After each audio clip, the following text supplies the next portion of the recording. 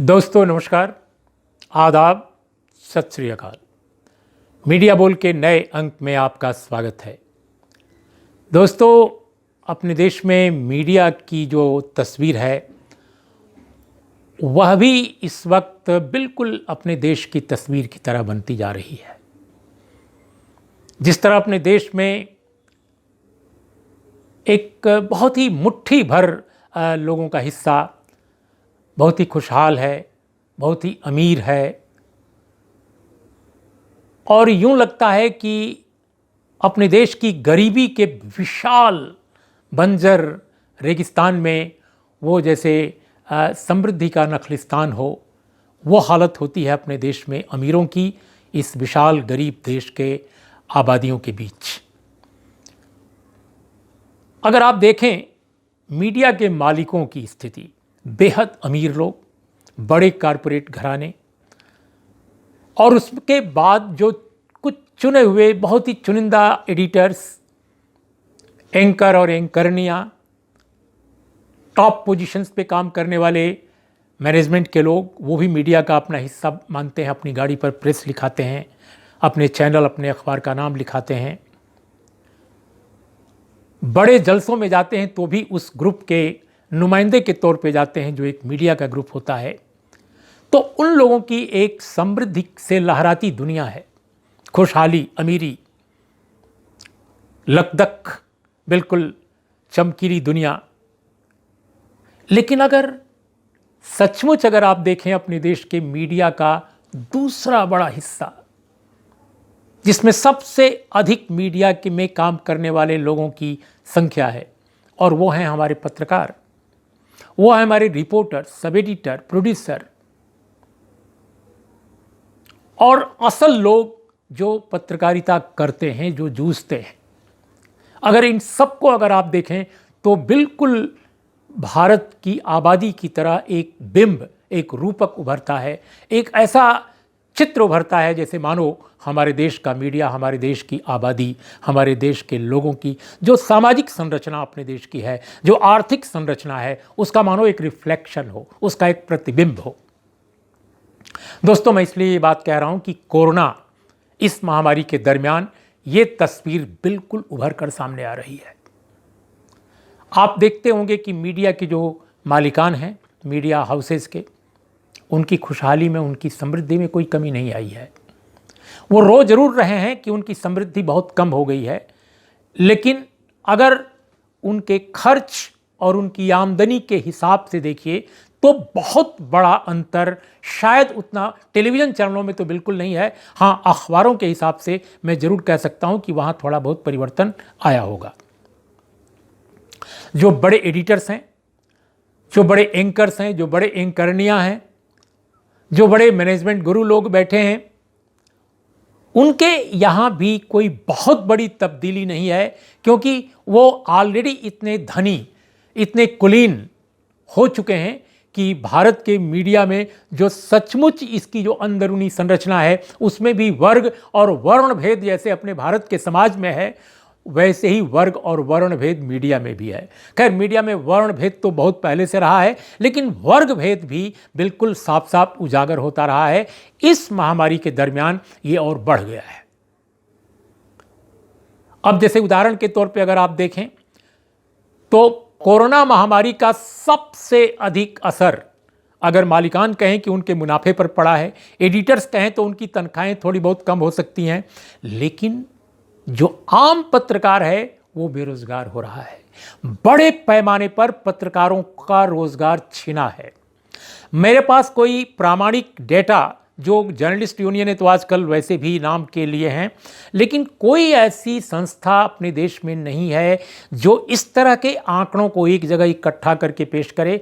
मेरे पास जो अपने दोस्तों, अपने संपादकों, अपने रिपोर्टर्स, अपने प्रोड्यूसर्स, इनसे जो बातचीत करके मैंने एक आंकड़ा दिल्ली का सामने लाया है, उसमें मेरे हिसाब से दिल्ली में 450 से लेकर और 550 के बीच पत्रकार तत्काल इस वक्त बेरोजगार हुए हैं। हो सकता है ये संख्या और ज़्यादा हो। तो ये वे लोग हैं जो बड़े संस्थानों में काम करते रहे हैं। मैं छोटे मझोले संस्थानों की बात नहीं कर रहा हूं। तो ये जो बड़े संस्थानों में काम करने वाले लोग हैं, अगर 450 550 के बीच में बिल्कुल बेरोजगार हो चुके हैं लोग, ये लोग, तो इसका मतलब यह है कि ये संख्या हज़ारों में होगी अगर हम देश का हाल समझें। यहाँ तक कि दिल्ली में भी शायद ये संख्या 1000 में चली जाएगी अगर छोटे मोजोले संस्थानों की बात आप सब कुछ जोड़ लें। लेकिन दोस्तों, इनकी कोई चर्चा नहीं है। इनके बारे में मीडिया के जो बड़े लोग हैं, जो दरअसल मीडिया को डिफाइन करते हैं, जो मीडिया के डिस्कोर्स को चलाते हैं, जो मीडिया के अंदर और मीडिया के बाहर अपनी उपस्थिति दर्ज कराते हैं, उनके लिए ये बात बहुत चिंताजनक नहीं है। उनके आप ट्वीट देख लीजिए, उनके आप कमेंट्स देख लीजिए सोशल मीडिया पर, उसमें ये विषय, ये जो मसले हैं वो चिंता का सबब नहीं है। इससे ज़्यादा तो अपनी निजी तस्वीरें छापने और तस्वीरों को पेश करने पे तमाम अपने सोशल मीडिया साइट्स पे, इस पे वो ज़्यादा जोर देते हैं। अभी दोस्तों, दिल्ली में, सिर्फ दिल्ली में अगर मैं बात करूं तो कोरोना के महामारी में कई पत्रकार अपनी जान गंवा चुके हैं। जो सबसे लेटेस्ट घटना वो है हाल में सोमवार को दैनिक भास्कर में काम करने वाले उसके हेल्थ बीट के करेस्पॉन्डेंट तरुण सिसोदिया, महज 37 साल के नौजवान, वो उनका काफ़ी समय से इलाज चल रहा था all India institute of medical sciences में। 24 जून से वो भर्ती थे और कोविड-19 के वो पेशेंट थे, वो कोरोना के मरीज थे और उनके इलाज में काफ़ी वक्त लगा था। लेकिन पिछले मंडे न जाने किन कारणों से, किन दबावों के तहत, ऐसा बताया जाता है कि उन्होंने चौथी मंजिल जो all India institute of medical sciences की है, उस बिल्डिंग की, उस पे से खिड़की का शीशा तोड़कर और उन्होंने आत्महत्या कर ली। हम नहीं जानते कि आत्महत्या है या क्या है, क्योंकि बहुत सारे लोग इसको संदिग्ध मौत बता रहे हैं। मेरे पास कुछ भी ऐसा कहने का प्रमाण नहीं है कि मैं ये बात कहूँ, लेकिन एक बहुत बेशकीमती जान चली गई, ये मैं पुरजोर ढंग से कह सकता हूँ, शिद्दत के साथ कह सकता हूँ कि एक नौजवान जो बहुत ही जिजीविषा से भरा हुआ था, जो आत्महत्या जैसी चीज़ों के खिलाफ अपने सोशल मीडिया जो प्लेटफॉर्म्स हैं उन पर वो लिखता रहा है, तमाम परेशानियों के बीच भी उसे स्वयं भी अपनी नौकरी जाने का खतरा मंडरा रहा था। वो स्वयं भी बहुत परेशान थे, क्योंकि हाल में दैनिक भास्कर के ब्यूरो में यहाँ बहुत सारे लोग हट गए थे, तो ये सारा खतरा मंडरा रहा था। हालांकि दैनिक भास्कर ने स्पष्ट किया है, सफाई भी दी है कि उनको नौकरी से निकाला नहीं गया था और जुलाई महीने की सैलरी भी उनके खाते में ट्रांसफ़र हुई थी। हम बिल्कुल इसको वाजिब एक तथ्य के रूप में पेश कर रहे हैं, लेकिन निस्संदेह उन पर नौकरी का खतरा था, क्योंकि दैनिक भास्कर में भी बहुत सारे लोगों के साथ ऐसा होता उन्होंने देखा होगा, तभी वो अपने दोस्तों से, अपने चाहने वालों से, अपने शुभचिंतकों से वो नौकरी की बात भी कर रहे थे। लेकिन तरुण सिसोदिया की जिन परिस्थितियों में मौत हुई वो भयावह हैं, वो अनडिफाइंड हैं, बहुत सारी चीज़ें अपरिभाषित हैं। लेकिन इस मौत के बारे में अगर आप देखें तो मीडिया भी मौन है। मीडिया का जो बड़ा हिस्सा है उसमें उनकी मौत को लेकर कोई चर्चा नहीं है, कोई बहस नहीं है, कोई सवाल नहीं है। अगर एनडीटीवी को छोड़ दिया जाए तो कोई चैनल, मैं कल भी देख रहा था, किसी ने चर्चा नहीं की, किसी ने कोई खबर भी बहुत प्रमुखता से नहीं चलाई। एनडीटीवी ने एक प्रमुखता से खबर जरूर चलाई, उन्होंने कई चित्र दिखाए स्पॉट से भी, और मैंने देखा कि कई जो पत्रकार, खासकर हिंदी के प्रमुख पत्रकार टेलीविज़न चैनल के, उन्होंने कुछ ने कमेंट्स किए हैं, लेकिन ज़्यादातर खामोश हैं। जैसे मैंने देखा रविश कुमार, मौसमी सिंह और जो न्यूज़ चैनल वगैरह के करेस्पॉन्डेंट्स हैं, हेल्थ करेस्पॉन्डेंट खासकर मधुरेश, वो काफ़ी इस पर उन्होंने चर्चा की है, उन्होंने टिप्पणी की है। तो हमारा ये कहना है कि अगर देखा जाए अंग्रेजी के बड़े पत्रकार, बड़े संपादक या हिंदी के भी बड़े स्टार अपने को समझे जाने वाले लोग, इन 3-4 पत्रकारों के अलावा आप कहीं उनकी चर्चा इस पूरे मुद्दे पर आप नहीं पाएंगे। एक अजीब ये चिंता का सबब है। दूसरी बात कि सर ये केवल तरुण सिसोदिया की बात नहीं है। अब तक दिल्ली में मेरे हिसाब से जो मैंने इकट्ठा किया, हो सकता है ये संख्या और ज़्यादा हो, कई पत्रकार कोरोना के शिकार हुए हैं और काम करते हुए ये मोर्चे पर, जिसको हमारे माननीय प्रधानमंत्री ने कहा था अपने राष्ट्र के नाम संदेश में, उन्होंने ट्विटर पर भी कहा था कि हमारे देश में जो कोरोना से लड़ाई है उसमें पुलिस, हमारे स्वास्थ्यकर्मी, डॉक्टर्स और इसके अलावा उन्होंने मीडिया कर्मियों के बारे में कहा था कि ये कोरोना योद्धा हैं, ये अग्रिम कतार के योद्धा हैं। मैं नहीं जानता कि भारत सरकार ने पुलिस की तरह या डॉक्टर्स की तरह, नर्सेज की तरह अगर मीडिया को माना, मीडिया कर्मियों को माना, खासकर जो रिपोर्टिंग कर रहे हैं फील्ड में जाकर, तो उनकी मौत के बाद क्या भारत सरकार ने या दिल्ली की सरकार ने या किसी भी प्रशासनिक मशीनरी ने क्या इन पत्रकारों के लिए उस तरह के इंतजामात किए? क्या उनके परिजनों को इस तरह का कोई मुआवजा का उन्होंने ऐलान किया? अब जैसे योगेश कुमार, दूरदर्शन में काम करने वाले कैमरा पर्सन, दूसरे पत्रकार चंद्रशेखर जो कुछ दिनों तक एक टीवी चैनल में काम करते थे, वहाँ से उनको हटा दिया गया था, वो नौकरी की तलाश में थे, उनकी मौत हुई। हुमा खान, ये इंडिया टुडे आज तक ग्रुप में डिजिटल में काम करती थी, इनकी बहुत ही नौजवान पत्रकार, इनकी भी कोरोना से मौत हुई।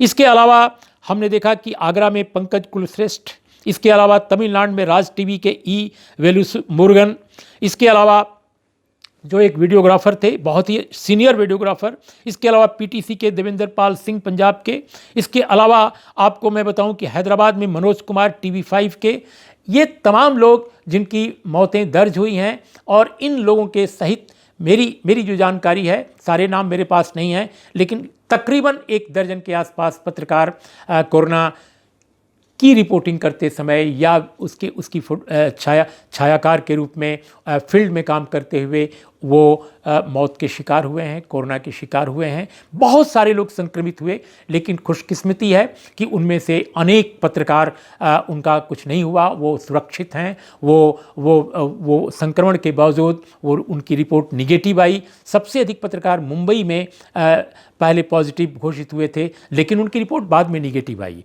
तो ये हम सब के लिए और पूरे समाज के लिए खुशकिस्मती है। लेकिन डॉक्टरों का और पुलिस जो कर्मी हैं, उनकी सबसे अधिक मौतें कोरोना में हुई हैं। डॉक्टरों की मौत अगर एनडीटीवी की रिपोर्ट को देखें तो 300 से कुछ अधिक हो चुकी है, जबकि पुलिस कर्मियों की मौत भी सैकड़ों में है, अगर सभी जगहों का देखा जाए पूरे देश का।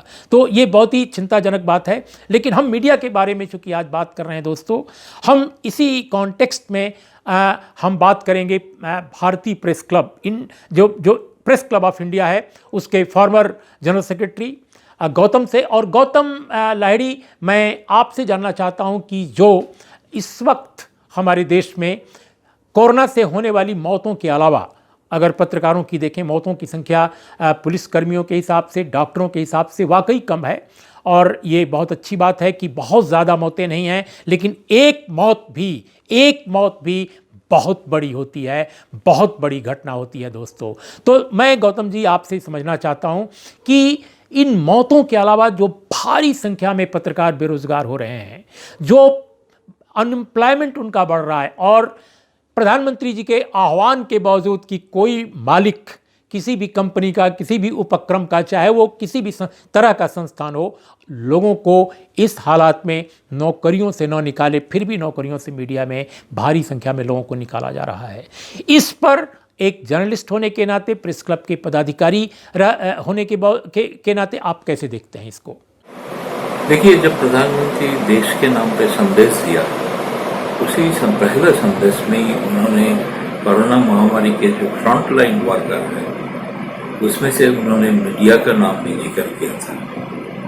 लेकिन उसके बाद से उम्मीद जागी शायद मीडिया में, शायद जो लोग फ्रंट लाइन में जाके जनता के पास खबर पहुंच रहा है, सरकार का खबर, आजकल जनता का जो समस्या है उसका खबर, तो शायद सरकार इस बारे में कुछ सोचेंगे कि इन लोगों को कैसे मदद किया जाए। लेकिन दुख के साथ कहना पड़ रहा है, आज तक सरकार इन मीडिया के बारे में खास तौर पे कुछ सोचा नहीं है। जिस दिन डॉक्टर्स, नर्सेस के पर सरकार ने इंश्योरेंस स्कीम चालू किया, सबने उसको स्वागत किया, मीडिया भी स्वागत किया।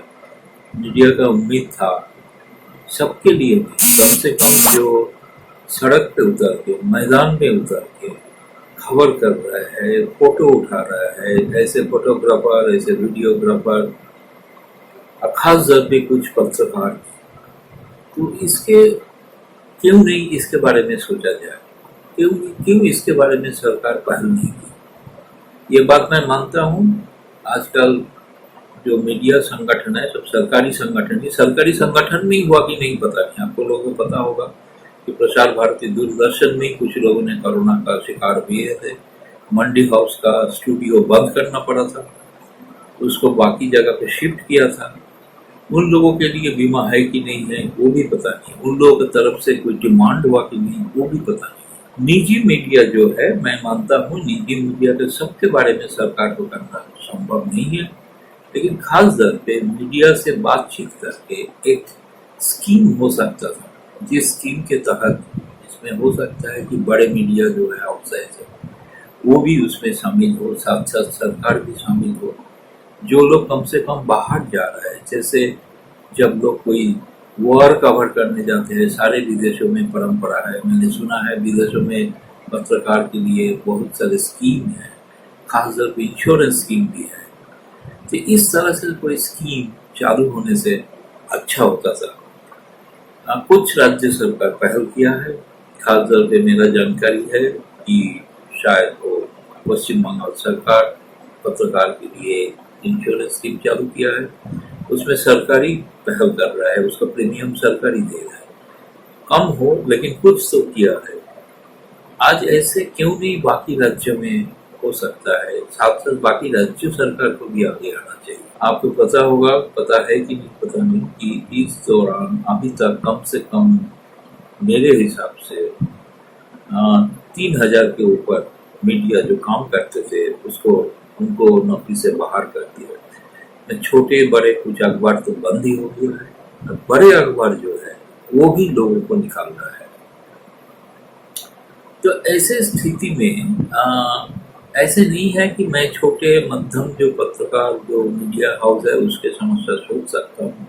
देश में अगर आर्थिक गतिविधि नहीं होगा, आर्थिक कर्म नहीं होगा, तो कैसे वो इंडस्ट्री उसको ऐड देके रेवेन्यू देने में साथ देंगे। लेकिन बात है कि कुछ मीडिया हाउस ऐसे भी है जो कोरोना के पहले उनका जो बैलेंस शीट है वो बैलेंस शीट प्रॉफिट दिखाएगा। प्रॉफिट कम नहीं, कम बहुत ही ज़्यादा ही प्रॉफिट है। कुछ संगठन तो ऐसे भी है जिसका प्रॉफिट सोचा नहीं जा सकता है, उनका भी प्रॉफिट दिखाई दिया, खासतौर पर कुछ टेलीविजन चैनल, लेकिन वहाँ पे भी लोगों को निकाला गया है, कुछ वेतन सैलरी का काट किया है।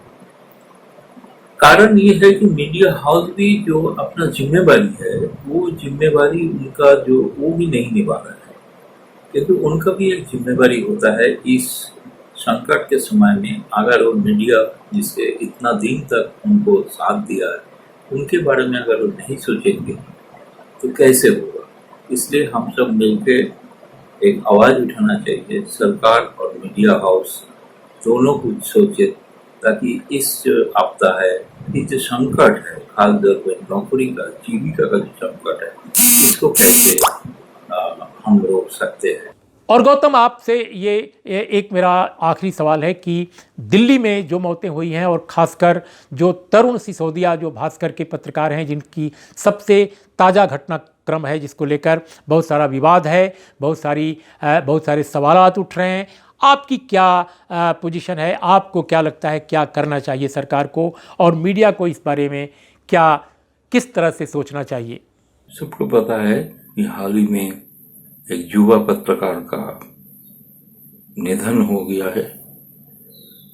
वो कैसे उसका निधन हुआ इस बारे में बहुत सारे शंका और कुछ खुलासा नहीं हो रहा है कि उसका मृत्यु स्वाभाविक है कि नहीं। दैनिक भास्कर के पत्रकार इसका बहुत ही संभावनामय पत्रकार थे, उसको कोरोना से पीड़ित थे।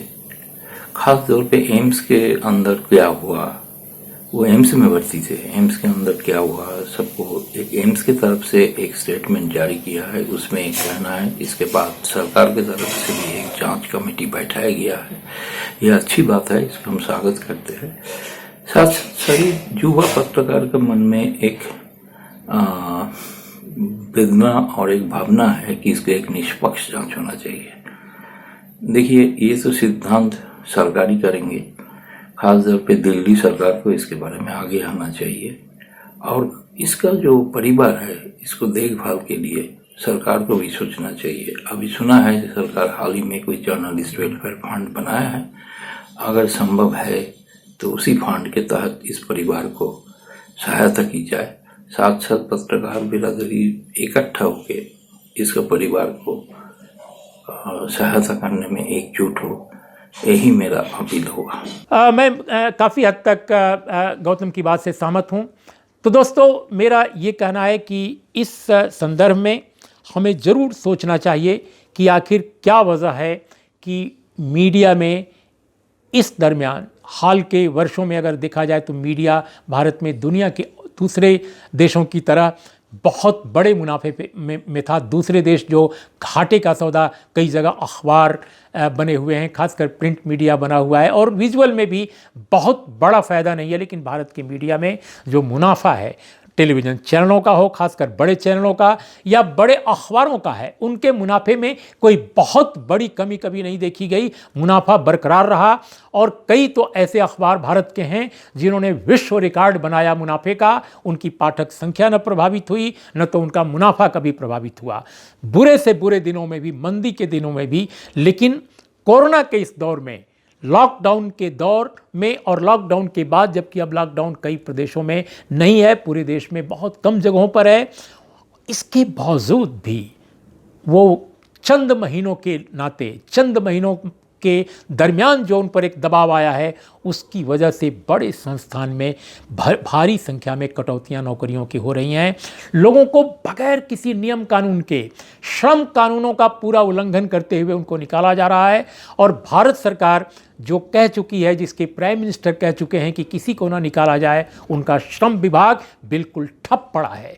किसी भी भारत के किसी भी संस्थान को मीडिया में एक भी नोटिस नहीं आई है कि आपके यहाँ नौकरियों से लोगों को क्यों निकाला गया है, किसी से पूछताछ नहीं की गई है। तो ये एक हैरान करने वाली बात है। और उससे बड़े हैरानी की बात यह है कि टेलीविज़न चैनल जो दुनिया भर की कहानियाँ उड़ाते रहते हैं, कभी किसी घाटी जाते हैं, कभी किसी नदी के किनारे खड़े हो जाते हैं, कभी कहीं चले जाते हैं, लेकिन वो अपने संस्थानों में, अपने आसपास के संस्थानों में, समूचे मीडिया में बड़े पैमाने पर जो नौकरियां लोगों की जा रही हैं और उसकी वजह से उनके परिवारों पर भुखमरी का जो एक जोखिम पैदा हो गया है।